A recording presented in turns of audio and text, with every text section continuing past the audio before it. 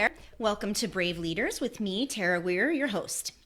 I am posting today about emotions, and it's because during this time, what we're all going through can cause more intense emotions. I know for myself it has. I know for my family it has. I know for my daughter who's having, going through social challenges, being a teenager. And what I'm saying is good for us, right? And I know that this is a 180-degree turn for me over the years. I've been slowly, like the Titanic, turning, not crashing, but turning, because I am I used to resist my feelings, the ones that were uncomfortable, sadness, anger, fear. I would resist them. And now what I've learned is they are feedback. They're information. They're basically a pointer, and they're pointing to something that I need. And in the old days, I would just suffer in them. I would sit and I would suffer in my feelings.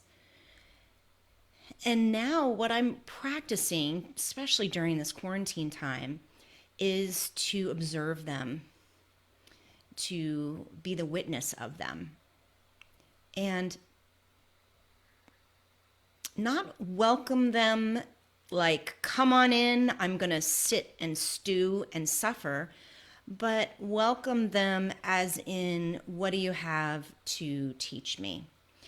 So I'm developing an internal dialogue that is allowing me to be more at peace with my feelings, regardless of what they are.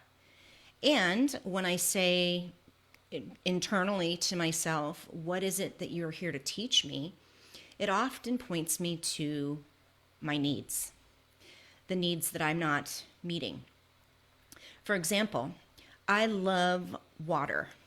I love being in the water. I love being near the water, around the water. I love being on the water. I love boating, swimming, you name it. I love the water. That is my thing.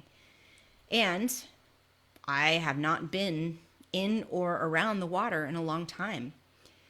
So what I'm realizing is that it's time for me to take a bath. I mean, I've been showering. Yes, I've been showering. I'm clean. But I haven't soaked in a bath in a while. So what I want is comfort. And what I tended to do is when I'm feeling uncomfortable or I'm feeling anxious, I would, grab some chocolate, or I would busy myself with chores or something like that.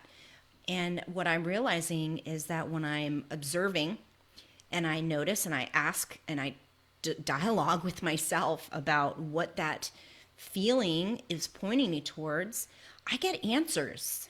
And I get answers that feel, they feel complete. They feel satisfying. Because I may have some chocolate and it may be satisfying, but it's not really what I need. So I'm practicing welcoming my feelings, being aware of them, observing them, dialoguing with them, and then learning from them as to what direction I might want to go. So try it with me. I invite you to practice this and write it in the comments what you notice. Practice this awareness, this observation, and then asking and learning about the direction it's pointing you in. What are your needs? There's a great needs list that Nonviolent Communication, Marshall Rosenberg has put together. Really great list. Maybe I'll put that link in here on the post.